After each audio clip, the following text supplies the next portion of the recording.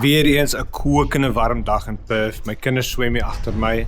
Ek wil net vir almal sê geseënde Kersfees en baie dankie vir julle support deur hierdie jaar. Ek wil net weer eens vir almal sê, as jy nie ons dienste nodig het nie, maar jy hou daarvan om ons na ons video's te kyk, baie dankie.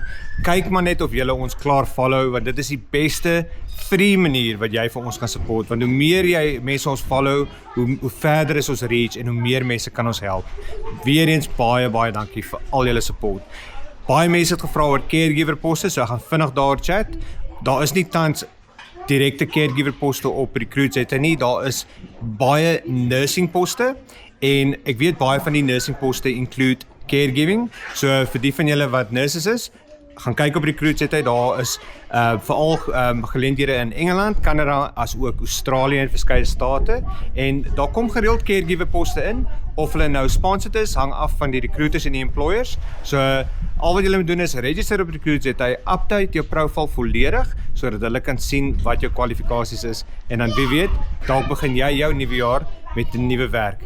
Geseënde Kersfees en ek hoop almal kry die geleentheid om dit saam met familie te geniet en 'n volle dag sal hê.